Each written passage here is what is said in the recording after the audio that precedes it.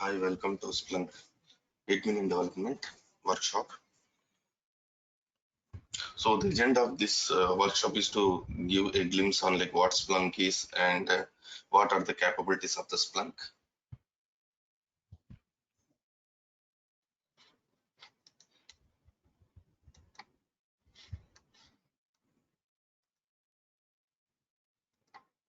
So to start with the problem statement, what is the issue which we are facing in the like IT now? Currently, right, there are like so many number of servers in an organization.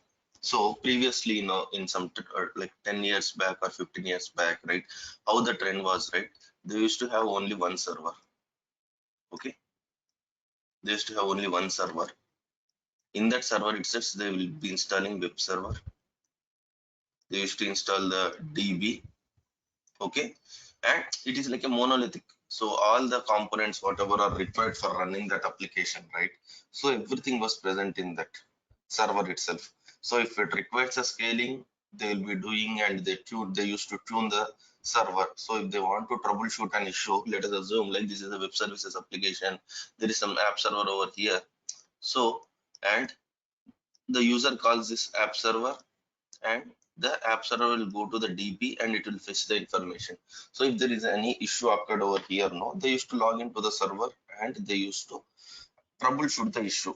But now what happened, as we are moving to cloud and all those, right, they are going with the horizontal scaling. Means instead of having one set of server, what they are doing, they are having something like a cluster.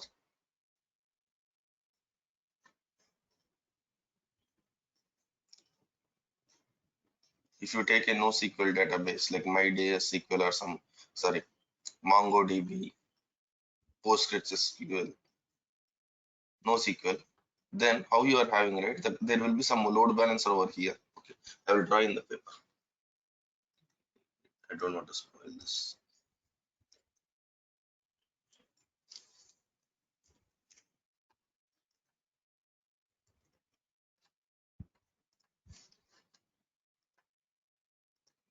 So we used to have some app server like this. Okay, and we used to have backend some databases, right? Here, this is my app server.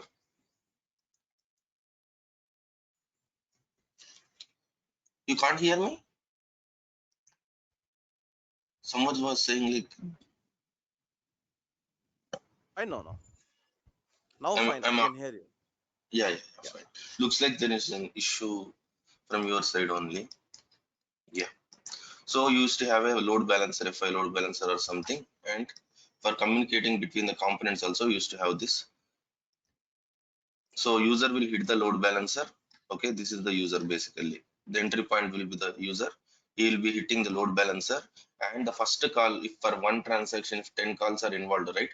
For the first server, it will go first time, and then it will hit the load balancer, and then it will go to the DB. And this DB load balancer is optional. Directly, right? We can associate like the group in the DB. Like if the DB is having some 10 servers, right? We can give the application connection string of that particular cluster and we can replicate just for demo purpose clear, like to make you guys clear now I kept two load balancers. So for the next time when he hits, the same user hits now, it may come to this one. Okay, and then the request may go to here. So if I want to troubleshoot in this environment, right, it is a difficult task for an developer, admin, or like a security, not like a, for a tester or a production support guy to analyze the issue. Okay, so he has to log into how many servers. If the transaction has 10 calls, then 10 times at least 5 servers he has to log in, no?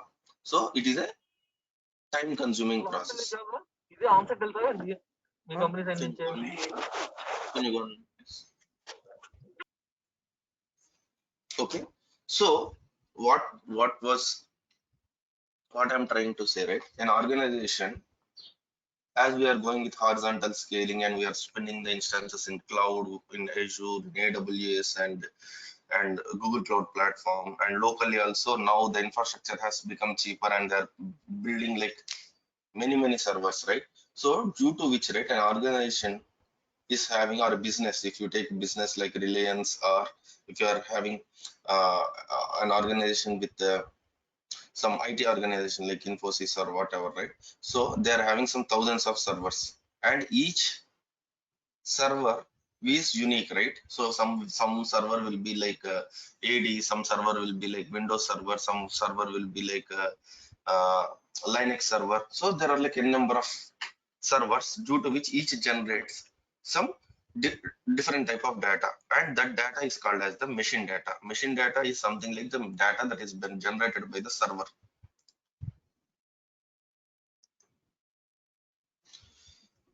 So the You're data that is referring logs generated here, by, right? yes, yes, yes. So I will come to that. So when we say like it is just data, right? There data are two types. One is the logs, okay, and second is the some metrics like CPU, memory. Like if you take an IoT device, right?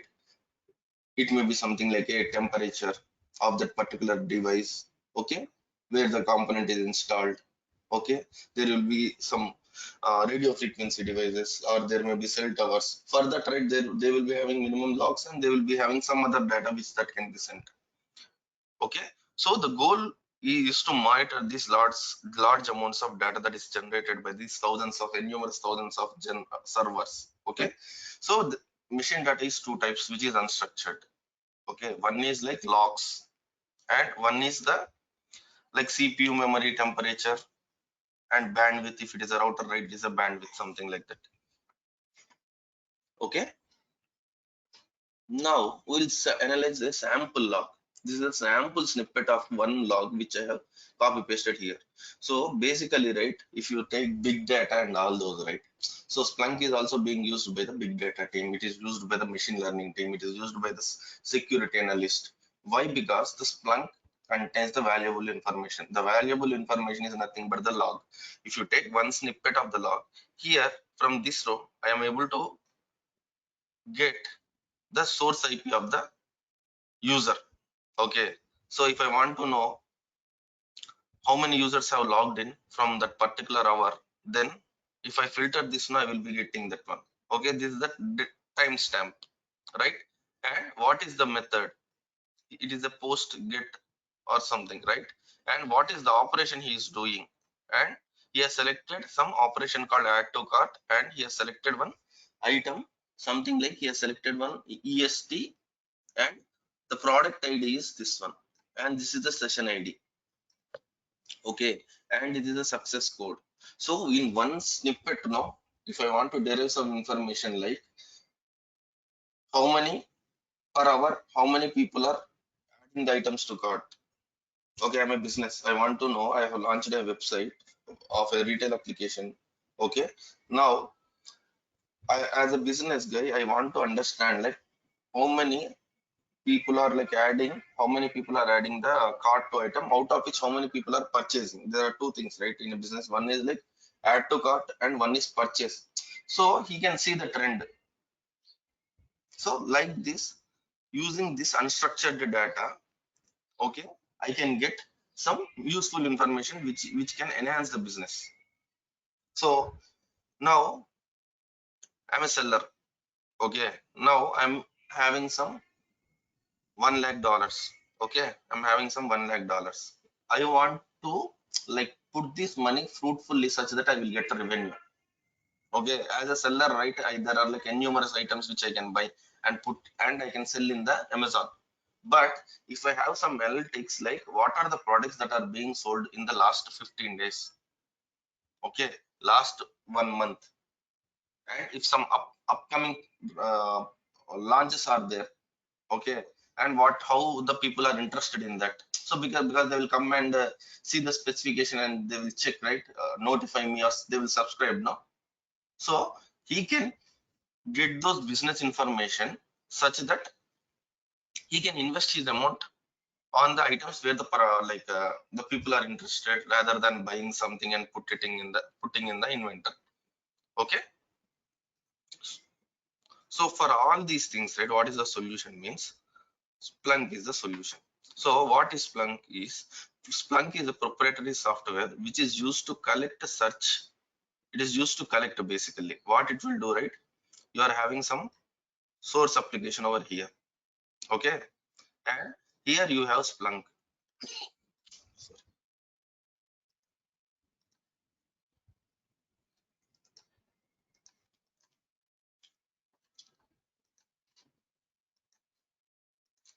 And you know the log retention period also will be there, right? For any log, it won't, if the size is like 10 MB or 5 MB, you will be deciding, correct? And you know, right? You can't store all the logs, last 4 hours logs or something in that particular server. As there will be some setting like a log retention period where you will store only last 5 logs or something. Once the log retention period is over, right, the data gets deleted from the server. So what log Splunk does, right? If this is maybe my Unix operating system. So this may be my Windows. Okay, this may be my AD, or this may be my some network router. This may be some network telephone tower or something. Okay, what you will do, right? What Splunk does, right? Basically, this is the Splunk. As soon as the logs gets generated, right? What Splunk will do, right? It will get the, you have to do some configuration in your source set, means what you want to send, what the information you need to send, right? There will be some hundreds of logs that will be generated in an application server. So you have to mention like what you exactly want to export or send to log. Okay, those set of information or the source set of logs will be sent to the Splunk, and it will be storing it. Okay, there will be something called like index. Like normally how you SQL server or like Oracle will have a database where it will have tables and all those, right? Here, right, the data will be stored in buckets. Bucket is nothing but a directory basically. So it is a flat file system. So the data will be stored in some component called as like, it will be stored in index.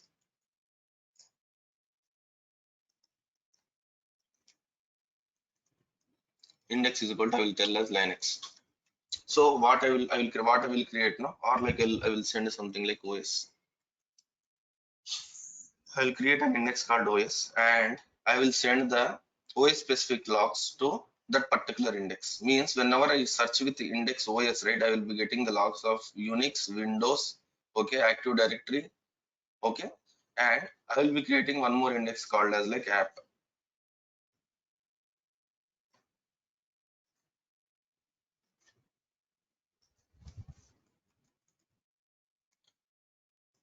We'll go to application.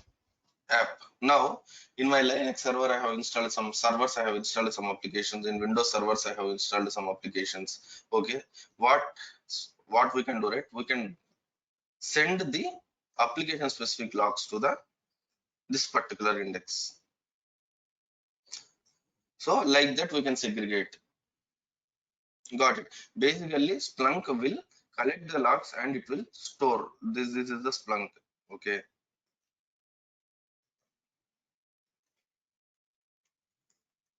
This is the Splunk. Now there will be one component called as indexer where the data will be stored in that particular indexes. Okay, and once the data gets stored here, in simple word, if I want to say, right, now the data is present here. So there will be like two roles actually in Splunk. One is admin and one is developer. Okay, if I go to some other slide, if someone wants to change their career path, if someone fresher wants to say like look forward for some opportunities, right, explicitly there will be some jobs called as like Splunk admin and Splunk developer. So now the job of the admin is to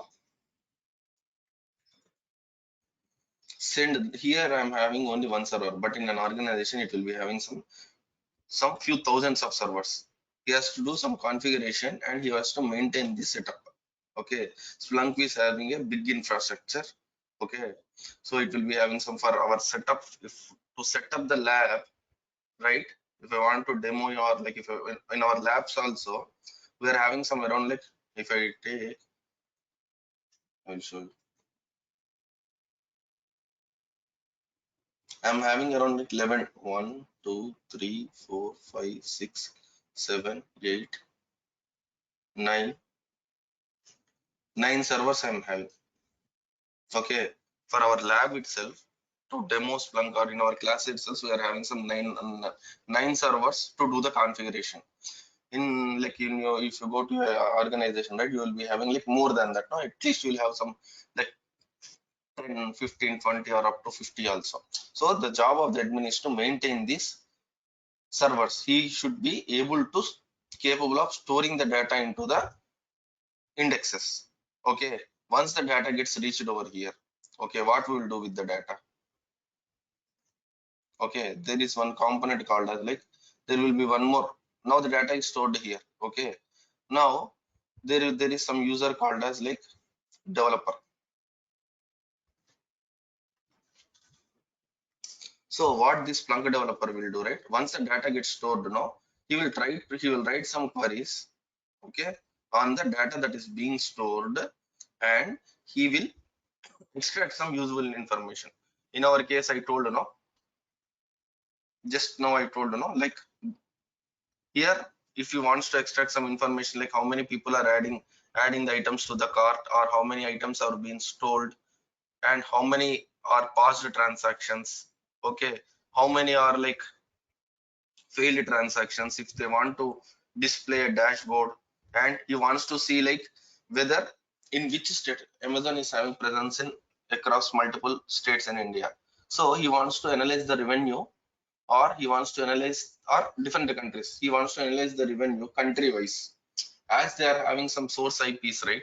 Globally also they can get the information on the number of users. Okay,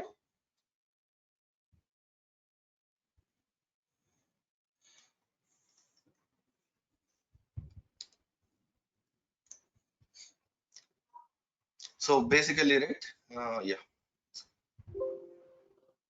basically, right, the developer will be searching the logs and he will be analyzing and visualizing, means he will be preparing some dashboards. Okay, they will be based on the stored data, they will be preparing the dashboards so that like whatever happened in the last 4 minutes or last ever happened in last 30 minutes, okay, they can directly visualize using the dashboards. Okay, so basically Splunk monitors everything. That is the beauty of the Splunk. So it can monitor the servers, Active Directory, Windows, radio frequency devices, app servers, okay, virtual machines, sensors, web servers, databases, security devices, and networks, Exchange servers, mainframes, and applications. So basically Splunk can get data from all these components and it can store. Okay, so like Databases means what it actually does here? audit logs will be having, right? You will be having some audit logs in the database now. In Orkill and all those, right? You won't have the logs basically explicitly. For every transactional log, it won't store it in the DB. It won't store in the flat file system. In the data will be stored in the audit tables. Okay, that information also can be extracted. There are two types of logs in the DB, right? One is the logs that are being generated for the OS application itself. Second is you are developing some application in Oracle. Okay, there will be some transactions that will be happening. Let us assume like there is one batch that will be triggering at some 12 a.m. in the morning on every day. So first there are some transactions that are failed due to this. Okay, so you will be having some transactional logs also, right? But transactional data, right? So in Oracle, right, what will happen, right? There will be some tables instead of flat file systems, right? Some applications will write the logs into the tables itself. So that table, the data in the table, audit table should be extracted. Or there is one other case. Now you are developing some system. Okay, a HR database is there. Okay, and from that HR database itself you want to extract some employee information and there is that component you want to integrate with some other component, so there is maybe a need to pull the data from the DB also, right? That is also possible. Clear?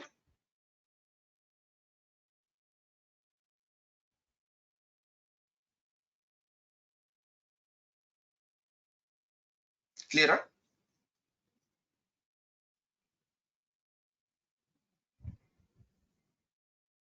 Okay. So right, like logs are like why the logs are useful, because like you to troubleshoot or to give a to analyze some trend.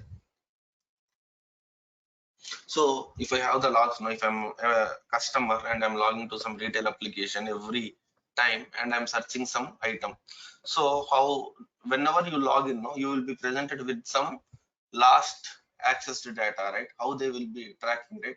From logs, they will be getting the trend, per user or per session basis. They can extract the information of all the clicks you made, and like frequently made, right? Top 10 frequently made items also can be tracked over here. Okay. And right, developers, testers, and all these people will be using that for troubleshooting the environment or the application, because the Splunk also monitors the OS logs and routers logs and other stuff, right? So as a whole, you can monitor as the whole block, like environment which has some routers, it has some like servers and all those, right? So those all can be monitored. Support operation teams, right? Now the application, as I told, like now we are going to a distributed mode where you will be having like app server somewhere and DB server somewhere, and there are also multiple instances. Suddenly one of the node went to down. Okay, then immediately what will happen? All the transactions will fail. Correct. So in like operations teams, right, they can configure the alerts using Splunk. If any transactions fails more than thrice within 30 seconds or in 1 minute, if you are having some more than some 50, there will be some SLA, right? If it reaches that SLA, just it will automatically trigger a mail to a to the admin or whatever. It will send a mail. Okay, security team is there. Now I am having some 50,000 servers in my organization. So hacker is trying to attack my system. Right now, how I can monitor, how the Splunk like normal admins can monitor 50,000 servers? It is not possible. No, they can't log into the 50,000 servers and they can check. No, so if I have Splunk installed in that 50,000 servers, okay, and if there is any, like, we will take a simple scenario, number of logins per hour or per minute will be always 50. Trend is threshold is 50 per minute. Okay, whenever I try hacker tries to attack the system, no, normally you will be having login like invalid items, no. if if you configure alert saying like, if I get any error or if I get any logins more than 100 per minute, then trigger an alert. Okay, so they will be getting the source IP also, right, from where he has logged in and to which server he is trying to attack. No, first what they will do, right, they will get that information. If they have that alert triggered, no, then it will have the information of which server, what is the source IP from where the multiple logins are made, or what is the destination IP. They will immediately shut down that server, and they will isolate that whatever the component or the environment from the entire network. Okay, Splunk is having some advanced course for this one also, because for IT operations, DevOps, and in security, right, there is a separate course for this one. Okay, and I told, like a business specific also data can also be business related transaction, like top 3 products or what are the like sales on that particular day. You will be having big billion days. At the end, they will give you the how many transactions happened, or like how many users has purchased items, and how many, what is the amount they have purchased, no. So they will be getting the data immediately. Why? Because every action you perform will have some purchase option you perform will have some amount associated with that product. If they submit that price amount, right, within seconds you will get the total count of the products that are being sold. Okay, there is some logging retention requirements, like compliance and auditing teams will be there globally, like HIPAA, SOX, and PCI. So these are the governance bodies which will decide the like logging requirements for an application if you go to with the like financial applications. So for a credit card and debit card transactions, right, you should preserve the data for last 10 years, something like that. So you can't store these logs locally, right? So you will be exporting them to the Splunk. So if you see the competitors like Log DNA, Elasticsearch, Sumo Logic, and SolarWinds, Logly, these are the competitors. But mostly, like most of the people will, the global competitors are only two. One is the Splunk, and second rate they are going with the Elasticsearch. Elasticsearch is open source, but it is not that much easy. It is hard to maintain. Okay. Any doubt till here?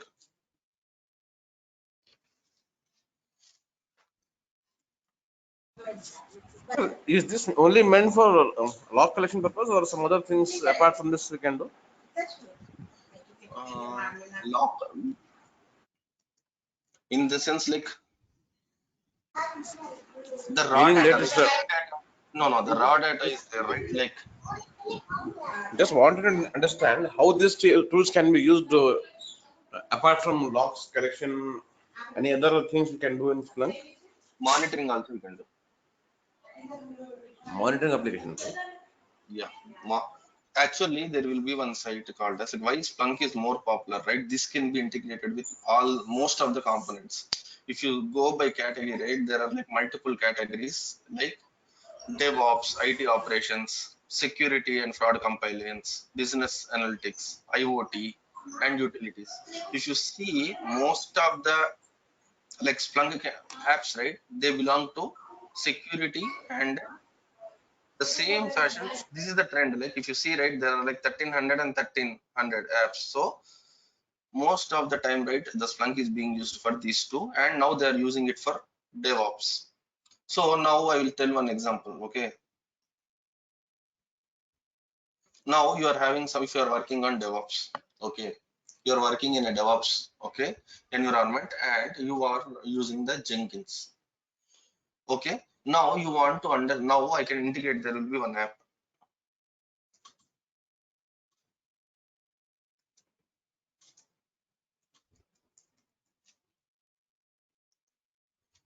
Splunk for Jenkins. So in this, right, I can see like how many builds are there, how many builds passed, how many builds failed. Okay, how many this is the graphs that we get.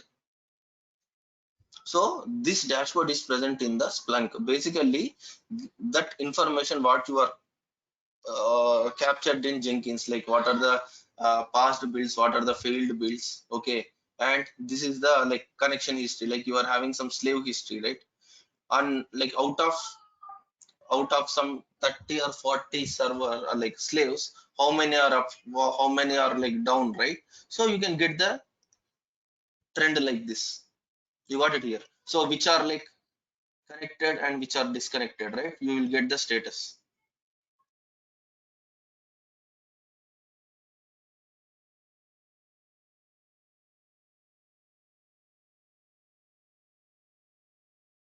So if you see, right, you got it now. If you see, right, you are having some like this is hard to find, you know. If I'm having some 50 clients which are connecting my Jenkins, then it is hard for me. Even I'm like a Jenkins owner, I can't see this visualization representation. No, like this, Splunk can be integrated with multiple components. So this is the build history. If you see the trend, you know how many builds are aborted, success or failed, right? This is just one example. Like that, we are having so many applications. Like if I go to something like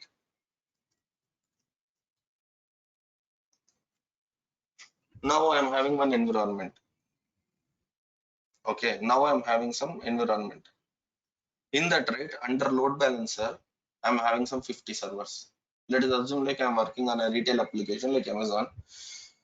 Front facing, I will give you some DNS name, that load balancer URL, which I will be giving. Under load balancer, I'm having some 50 servers. Like that, I'm having multiple clusters. Okay. Now I want to know the health check status. I want to know the health check status of the individual applications. So every application will have some health check status, right? Whether it is healthy or it is like up and running. You might have known, if you are working, right, you will be having some health check URL. So if I put something like this, right, there's one app like, so if I give something like some URLs, and it will give me the whether it is connected or not, or means like last checked is something like, you understood, no? Within last minute it was working fine. Okay. And what is the response time? Like overall view we will get about that environment. Got it?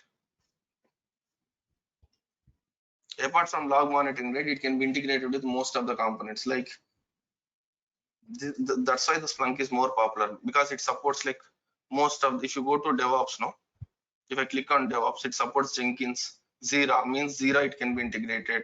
And there is one New Relic or some other APM tools are there. So if you, whatever the data that is present in the New Relic, right, that can be extracted to Splunk. You understood, no? The uses, apart from log collection, no, it can be integrated with multiple components. You told we have two roles, right? Developer and admin. How, like, what roles admin will do in this case? What role developer will do? So the admin will configure these apps. They will set up the environment. So if you see the Splunk environment, right, is not so simple. It will be something like this. So this is the Splunk environment. So you will be having some different ports. There will be like, now till now, right, I told you like the data will be stored in one component called as like indexer. Okay, till now, right, this is the indexer is a component which will store the data. Okay, and there will be one component called as search head. This search head will, whenever a user, here this is the user, okay,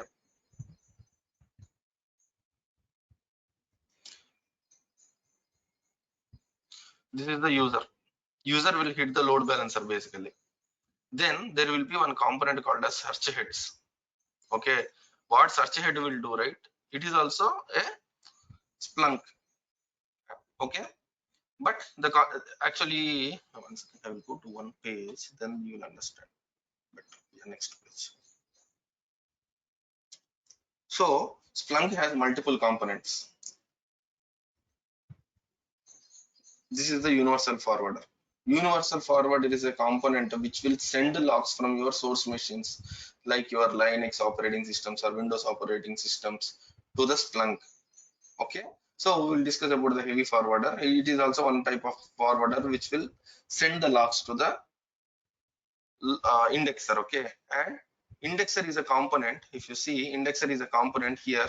If you see this, no, this is where the logs are stored. And there will be one component called as like cluster master. Because you can't have one server which will get the data from 1,000 servers, correct or not? If your organization is having some 1,000 servers in your environment, right, one server won't cope up with that load, because on daily basis you will be sending some 10 GB. Let us assume like each, this is a universal forwarder. Okay, universal forwarder is something like this. Universal forwarder is a component. Okay, okay, I'll put it in paint, that will be easy. Okay, so let us assume like these are my source applications. These are my source applications. Let us assume like I'm having some 1,000 servers, and each server is sending some 1 GB of data. This is bare minimum. 1 GB of data per day. Okay, from 1,000 servers. So I can't have one indexer here which will be taking this. No, it can't take 1 GB of data and store it. Correct? Sorry, 1,000 GB, 1 terabyte per day, and it can't store it. So what you will do, right? You will be having some cluster here also. You will be having like one cluster, means you will be having multiple indexers which will be in sync, means the replication will happen between these components as well. And there would be one fellow who will be managing that. Cluster master is a guy who will control the replication between these nodes. If you are having some thing like cluster, no, there would be one head who will be controlling the replication, no, that is the cluster master in the indexers. Okay, and there will be some component called a search head. So whenever a user tries and hits the load balancer, internally it will go to one of the component. Okay, means like this is the search head, this one component. Basically what it will do, right, its job is to get the data from the indexer. Whatever that is getting stored based on the user request, that data will be pulled and showed to the user. Okay, now already my disk is like, if I'm sending 1 TB per, sorry, 1000 TB per 12 hours, that is what I told, no, in my example, like 1000 servers are there and each is sending 1 GB, means 24 hours I am sending how much data? 1000 GB. Means per hour, how much I'm sending? It is like 40 GB of data I'm sending. If I'm having some 2 servers or 3 servers, I'm sending 40 GB of data per hour. So there will be some high disk IO operation. If I further allow my queries to get the user queries to get executed on this indexer, no, it will halt its performance. So we'll introduce one component which is called a search head, and whenever the user requests, the search head will call this indexer and it will retrieve the data. Okay, there is some component called as like universal forwarder. Universal forwarder, what it will do, right, it will push the logs from the source machines to indexer. Okay, and there will be one component called as like deployment server. Deployment server means if you want to do this, there are some 1000 service components I told you, no, there are some 1000 servers. In that 1000 servers, if I want to do configuration, no, I have to log in and I have to do, correct or not, I have to do the configuration, restart the service or something I have to do. But will in production server or in normally, will they allow me to log in most frequently? No, right? They will give one access. Using that access, I think you know, right? They want to give the production access as such. If they give the production access also, they will give for 1 hour or 15 minutes or some duration they will give based on your based on your installation. If your installation time will take 1 hour, no, they will give some 1 hour 15 minutes or something. Okay, after that the user access will be blocked. So it is hard to get the access again. So what we will have, right, this 1000 applications will be there, those will be connected to the deployment server. This deployment server, okay, what it will do now, it will push the configuration to the source machines. The 1000 machines are there. If there is any configuration change, you know, this deployment server will push that configuration into the source machines. You got it? So something like that. So it will be having some one like search heads, indexers, universal forwarders, okay, deployment servers, okay, and there will be one thing called as license server. License server, here Splunk gets money based on license, means you have to buy a license. If you buy 1 GB of license, or like for each application, if you want to buy some 10 GB, right, if you have bought 10 GB and if you are sending some 15 GB, then it is of a license violation, no? So this license server will check the how much logs you are dumping into the server. You have procured for, you have bought a license for 10 GB, but you are sending 15 GB. So someone should measure that, right? Because there are some thousands of servers in an organization. If you are having some 50,000 servers, then that should be applied, right, on the indexer level. So this license master will check the indexer level how much data you are being sending. If you are sending more, then it will become a violation and you have to buy the new license, something like that. Got it? So this admin will configure this infrastructure. That is the role of the admin. You understood? Developer, once the data gets stored, the developer will write the queries. Now you understood the difference?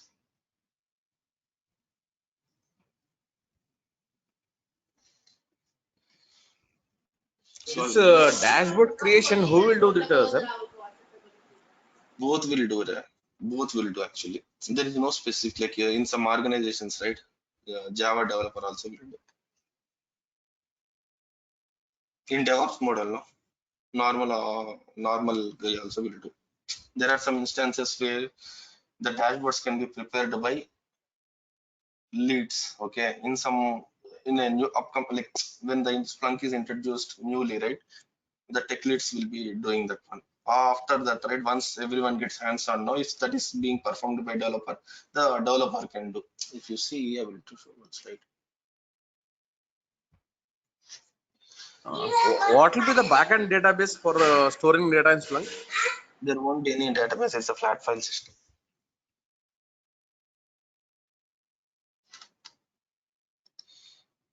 So if you see something like a big companies, no, like some companies, right, they will gateways will be there, payment gateways like Visa, and some other Visa, MasterCard, or PayPal. What they will have, right? They will hire some Splunk developers who will explicitly do the Splunk job. Okay, development job. That depends upon the organization where you are hired. Some companies will, if it is a complex and like if it involves a lot of skill, no, they will create a developer role.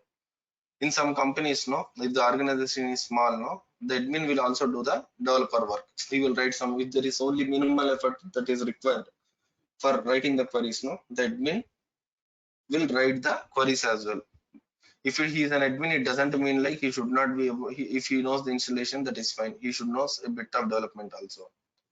Okay, and in some companies, no, they will be hiring one guy, Splunk guy. He will do the administration as well as the development. Both he will do.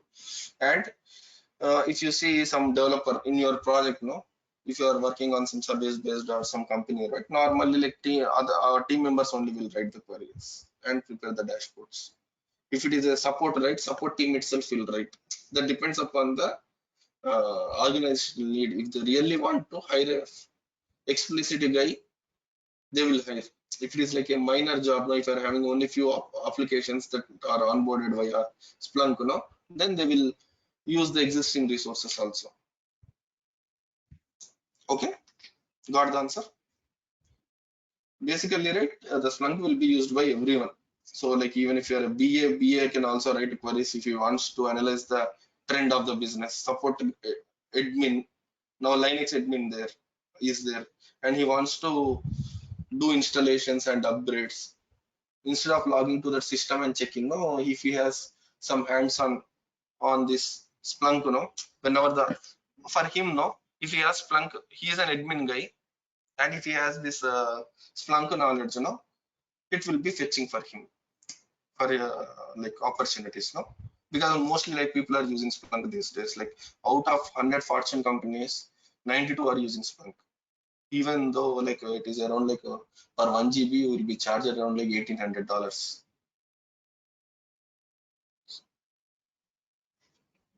Okay, developers, testers, and security people also.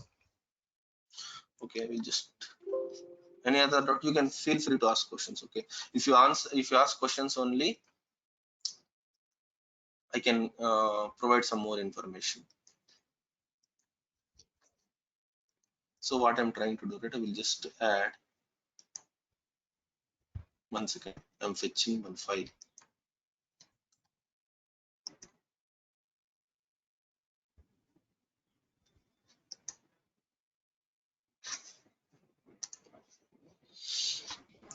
So simple, no?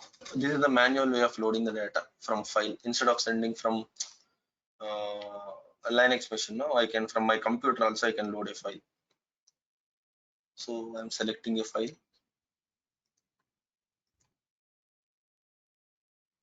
Okay, this is some access log.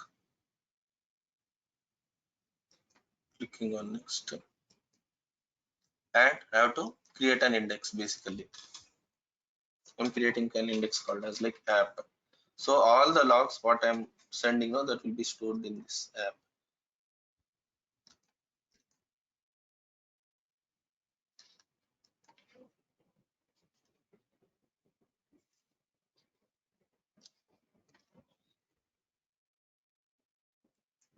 So they will be, this is the from where they will write the query search bar, where you will be writing the queries. So if I go to, I had one dashboard, I'm not sure whether it will work or not. Yeah, it's working. So we can see, like, if you see,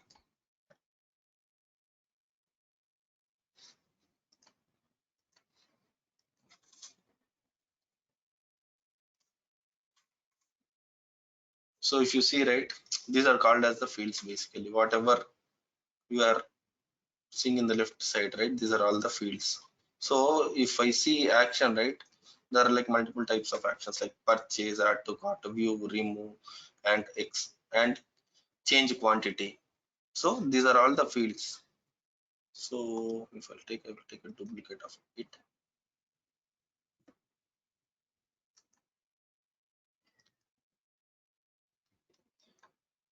So what I have done here, no, I have write some query and put a dashboard with add to cart feature and total passed transactions. Here if I see, right, there are like multiple actions, like one is purchase, add to cart, view, remove. In each category, how many are passing and how many are failing. So like that, like each category wise, like that is just one sample. Like if I want to build a dashboard, like for this feature, what are the passed transactions count and the failed transactions count, that I can put it as a dashboard like this. Add to cart, failed transactions. So if I want to see these failures now from the dashboards itself, directly I can click search, and I can click and view events. So I will be getting only the errors whatever are failing, no. So which is status is greater than 400 is failure, right? So like that. So I can directly pinpoint to the correct error.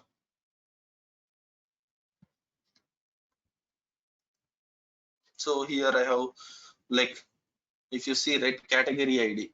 So there is something like category ID here. Category ID is something like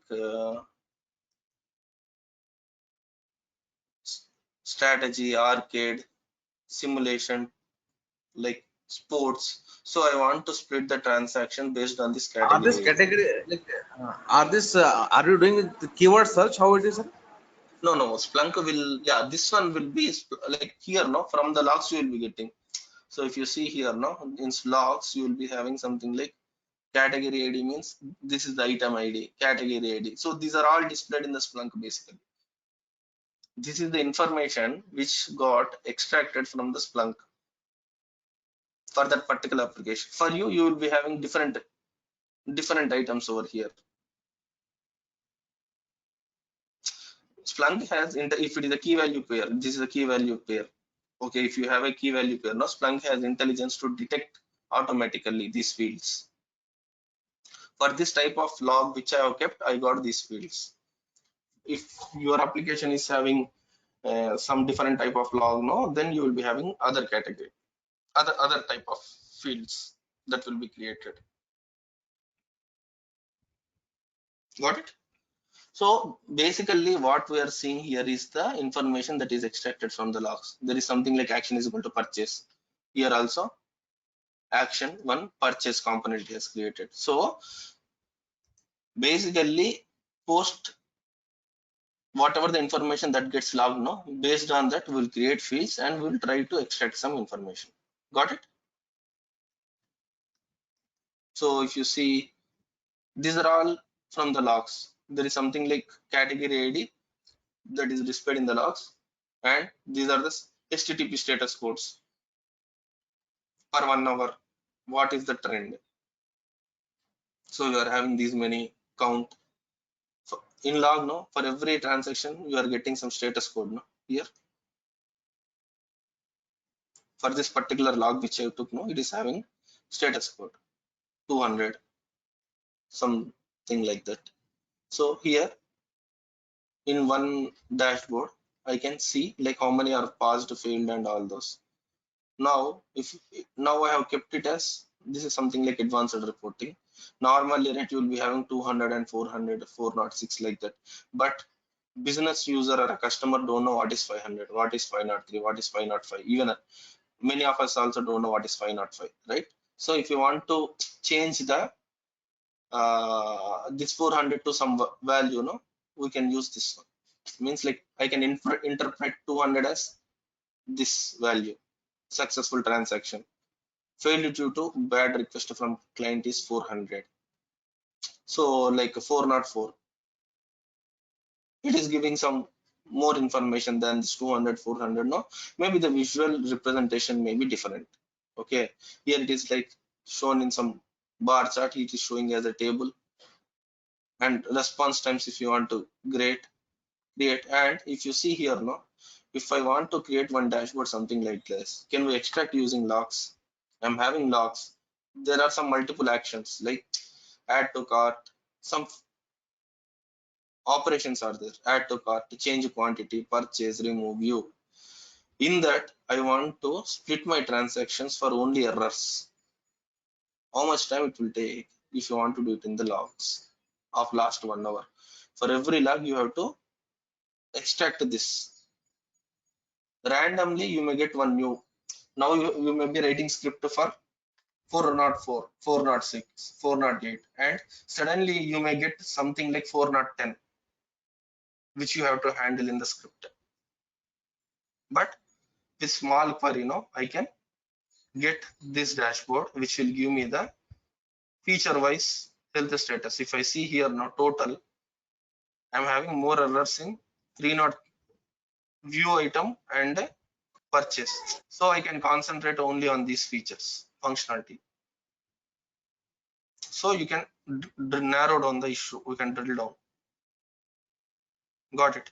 So even though we are having errors, like normally people will say, right, we are having errors, right, in application logs. But what is the intensity and which component it is affecting? That can be seen here, analyzed within a minute. If you have a dashboard like this, post deployment or post your installation upgrade, no, post upgrade or whatever, post installation, no, then new patch installation or something, you can see the component which is getting impacted more.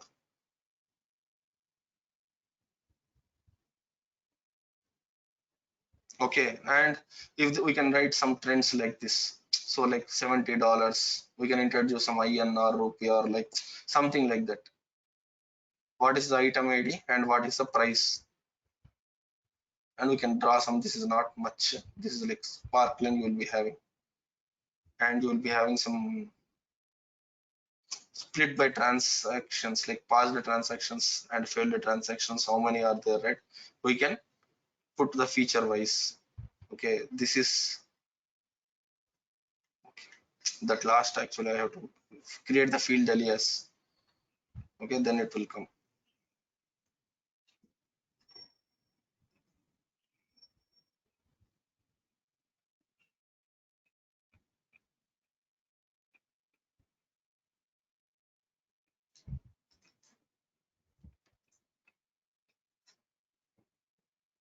The chart will come. Actually, this I have imported the chart from last class.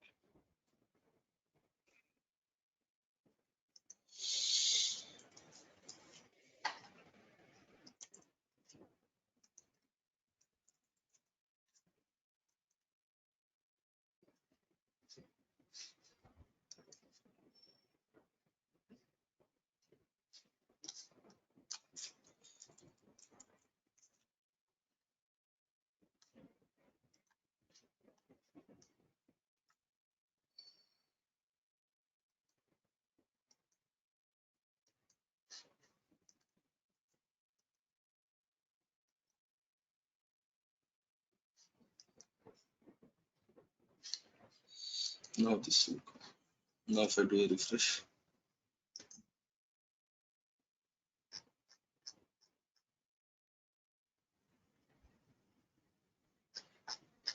you got no last one. Actually, this demo is for field aliases. There is one concept called as field aliases. So for that, I haven't created a field alias for this. Once I created, now I got the data. It is something like here I want to display the status code as well and this one as well. The information in my prior dashboard, no, I'm able to represent only either status code or the count. If you see x-axis it is status code and y-axis is count. Here left side I'm able to display some text, but I'm unable to display the HTTPS code here. So for that, right, if you want to display that, right, there is something like field aliases concept we will use. So using that, I will be able to extract both information, like whether it is successful transaction, what is the HTTP error code, and what is the, something like this. And it is having some alerts feature, reports feature. Reports feature is something like you are an admin, so every 24 hours, right, at 12 o'clock or at 2 o'clock, you want to daily get the transactional data, means how many passed transactions are there, how many failed transactions are there, or you want some health status of the servers, okay, or CPU consumption overall day, or like max CPU, some any criteria. If you want to send the dashboard, no, you can get mails using the reports. And I told already told this Splunk base, no, Splunk base, right, you can integrate. There are some thousands of apps. So if I click on see all my apps, no, like basically Splunk can be integrated with many of the apps. So if you see categories, if you go with IT operations, you will be having some apps to which the Splunk can be integrated. IT operations will use.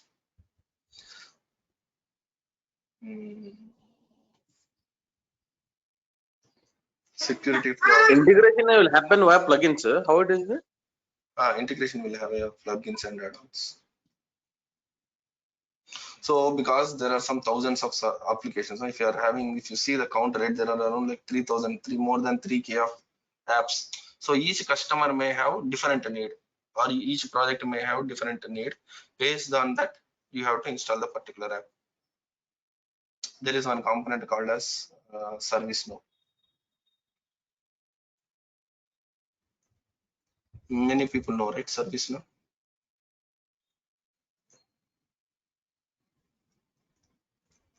Yes, yes, we know ServiceNow. Yeah. So the Splunk can be integrated with ServiceNow also.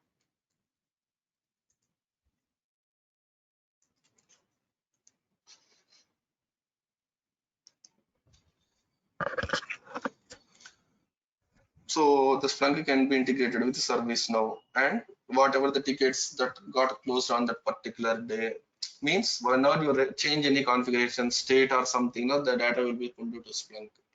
So if someone raises a ticket, if someone closes a ticket, and if a ticket is reopened and it is not closed since more than some days, and like who raised the ticket, so that data will be present in the ServiceNow, no? So those will be extracted from the ServiceNow and it will be present in the logs. It will be integrated with the Splunk. Okay. Now Splunk, you can write queries and create some dashboards like how many statuses are open, how many are closed on that particular day, per person on daily basis, how many tickets he has taken or closed. Those informations can be kept, and it will be able to extract the information from AWS and all those. So basically, right, in class, right, we will be taking one or two apps because there are, everyone has an individual requirement, you know. So it can't, we can't accommodate all their needs. So we will be taking some one or two apps and we will be showing the demo because it's completely involves R&D. So installation won't be same for mostly all the apps. Installation will vary because Each source type will may have introduced some mechanism to integrate with Splunk. No, if it is like AWS, they will be introducing some way. If it is ServiceNow, they will be introducing it some other way. Got it?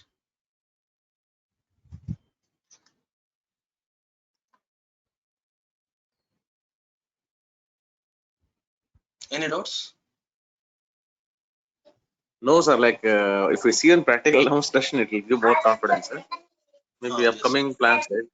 Yes. So I'll stop the recording. Once more.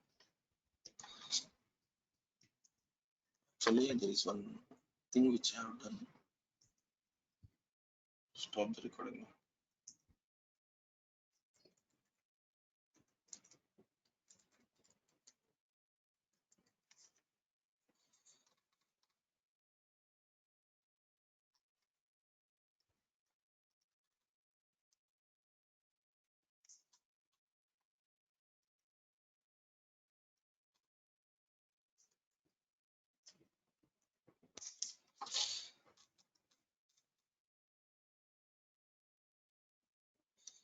If you see, right, this is my channel. Okay, I just just started like 1 month, or in the last month only I have started this, and I have done only 2 videos. One will give you the what to say, the difference between the ilk. I told you, no, just now, like there are two competitors, right? One is Splunk and Ilk Stack. So what is the difference basically? Okay, so like I have split it into this wise, like feature, there are like multiple features, and the proficiency. Like if you take setup and maintenance of Splunk is easy, Ilk Stack is challenging. For community support, no, whenever the community support for Splunk will be very bad. No, means like okay, not great. Okay, for Elk it is better than, if you see the price wise, right? It is like $45, whereas it is like $2,000 per GB per year.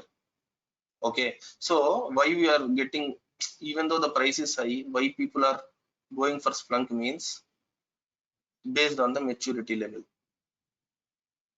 Okay, so if you see here, we'll be having SPL, there will be like per DSL, and it has some compression support. If I'm sending some 1000 GB logs, no, on the Splunk end, when it stores, no, it will be converted into 30 GB on disk. So it will do the compression. Whereas Elk, right, it won't support, or if it supports also, it won't be much. So I showed that Jenkins example, no, I will show that. You can go through this. So that's why actually I can't take many in the class, no. For some, right, I will be creating channels. Once you go through these classes, right, you can understand. Okay, so what are the prerequisites, something steps to follow. I have recorded, I'm not recording because this is my personal stuff, right? I don't want to put it in the recording. Okay, yeah. So I have shown you the clear steps, like how to integrate the Jenkins. So, and here this is the Splunk for Jenkins. I was doing some configuration. Okay. Previously, I have done in the Splunk side. Okay, some stuff I'm doing in the data inputs and all those I'm doing. Okay, and if I go to Jenkins, I will be doing some configurations. Okay, I'm doing some configurations in Jenkins. So at the end, right, what I want to show you right here. Once I log into the Splunk, no, this is the how you, if you are working on Jenkins, now you will be able to understand what is this is the Jenkins master, this is the job name, this is the build name, what is the start time, what is the Jenkins node. I have only one instance, so it is showing as master. What is the duration, what is the status. So like that, I will be able to see all the information in one pictorial view. In Jenkins, I'm not sure, like we'll get some representation like this. So if you see, right, what are the success? Jenkins build history. If it is failed, you will get last 7 days or last 1 month or the data based on the data retention period of the Splunk, what you prefer for that particular index. Then you will be able to see like last 1 day, last 1 month, like that you can see the trend. Now you are able to get no. So this is like configuration elements. So here it will show you the JVM threads, like what is the queue size, how many nodes are there. Okay, one node only I'm having mostly. Okay, what is that? We can filter the Jenkins health state by IP address, or if I use star no, then it will monitor the health status of all the servers. Got it?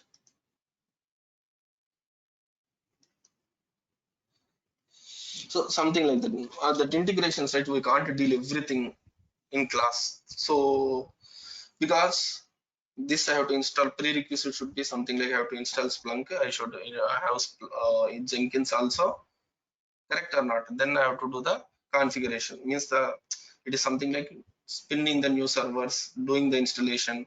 It can't be possible within 1 hour, no? Explain the concept and all those. So for some I will be taking, for some I will be putting in the this one videos, so that you can easily understand, you will, and you will be able to do. Okay.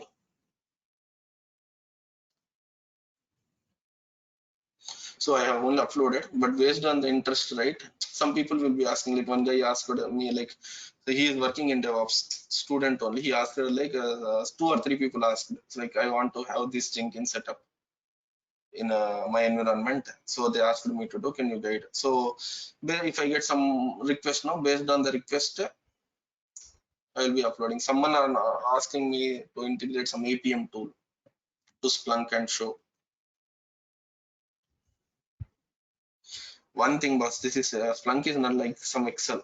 Okay, Splunk is like Excel. If you learn Excel, right, you won't what to say. It is nothing like it won't be useful, no. At any point of level, based on your experience, you have to use Splunk. So how much experience you are having both?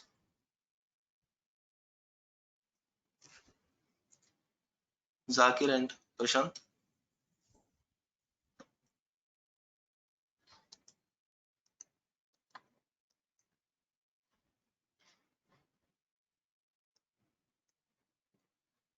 Hello?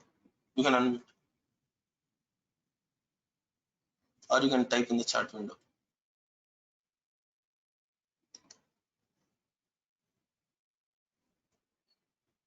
Hello? You there? Yes, sir. If I'm hearing, yes.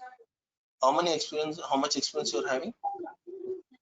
I have good experience. I work for Vastra. I have a lot of experience actually. Here, So my friends told me they worked on. I have 10 plus years experience in IT. most of the people who are coming to Splunk are only 8 plus 2, No, 8 I to have not used Splunk. My team is using App Dynamics. yeah. App Dynamics, and they are using ITL also. So I haven't done the configuration, but so Splunk has add-on to integrate with the App Dynamics also. So that's what I told. If you are working on, you can integrate the App Dynamics with Splunk. So whatever the metrics you are getting there, no, you will be able to see something like this. Oops. This is the thing which you are using, right? App response time, or like errors per minute. This is also the metrics that being found in the App Dynamics, no? For some applications, we can filter by application. So the same data, whatever you are seeing now on high level, you can see here. So that's what I told. Splunk can be integrated to any component, even it is like App Dynamics or Dynatrace, or it can be New Relic. So it can be router. So Splunk can be integrated. So it has such use app base. Basically, you are into performance, or you are into development or testing or support. I'm into prod support, production support. production support. So yeah, so in one dashboard UI, right, we can get that information as well. You got it.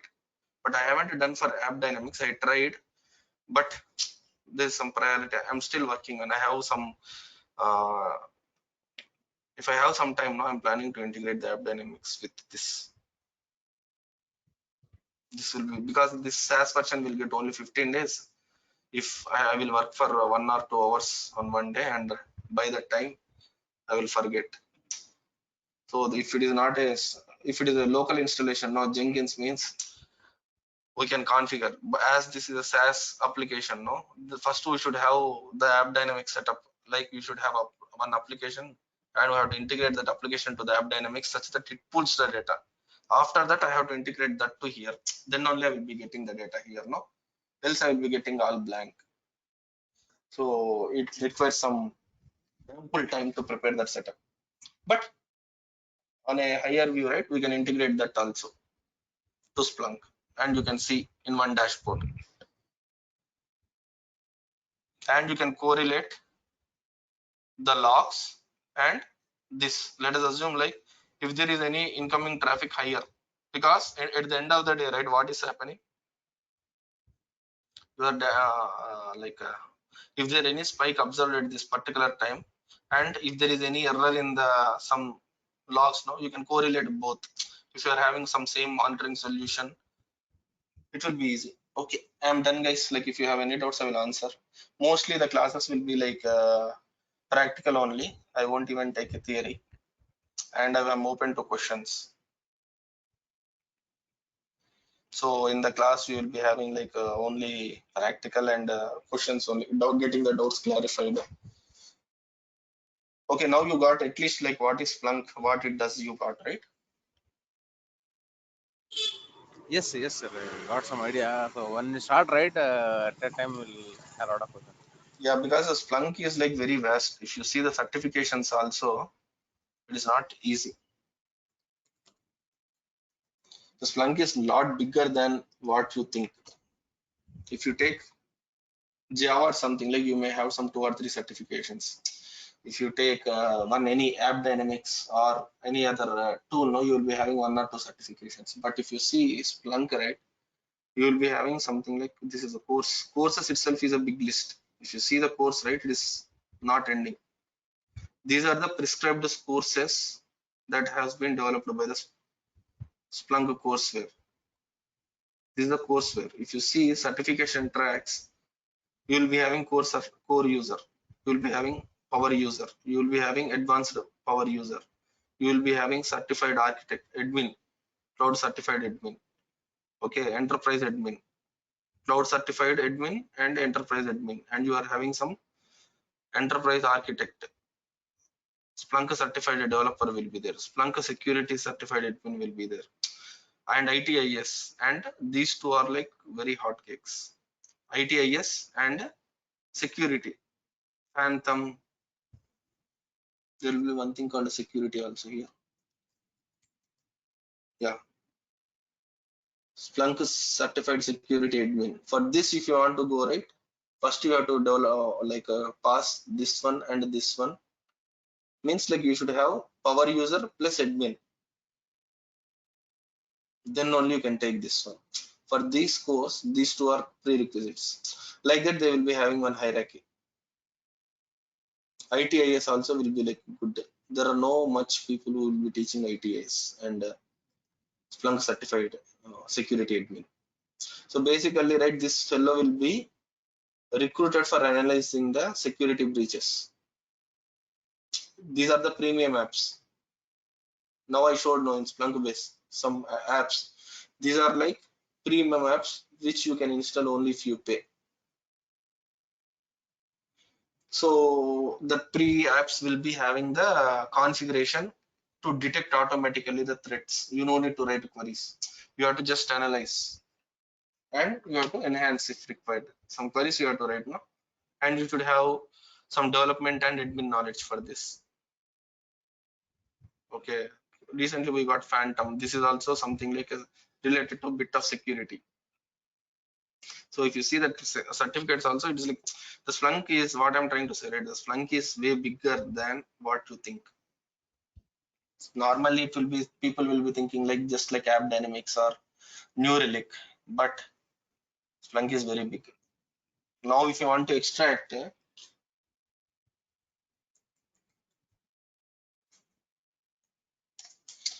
is like ocean.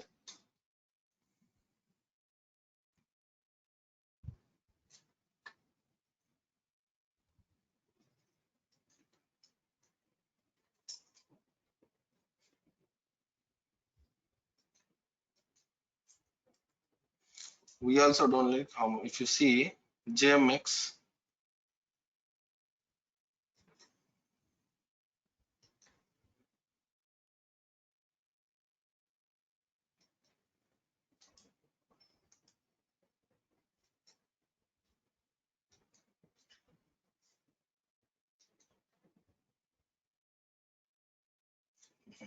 actually my internet is slow, or the,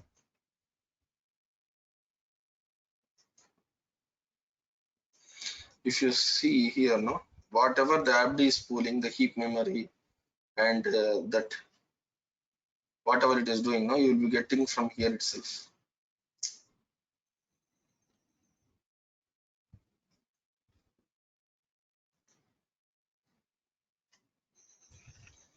This is not the fellow. This is a premium app. You have to pay for this. You should have a license. So what I'm trying to say, right? You can get this type of information, like you can integrate, if you enable that your GC logs, right? Then you can get that information from Splunk to Splunk from your application server. So like machine learning also it is there. Okay, no doubts, sir. Can I close the session? If you are interested, no, mostly we'll be starting the classes by Thursday. Okay, you can enroll. So what do you feel? Once you are, other guy like Prashant, how much experience you are having?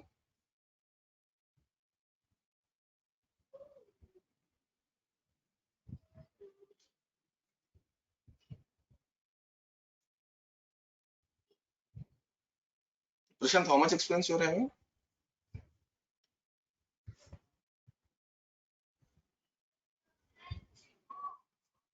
Okay, yeah, fine. If you don't have any questions, I will end the session.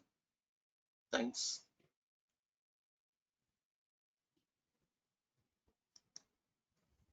Any doubts? Okay, thanks for your time. Thank you.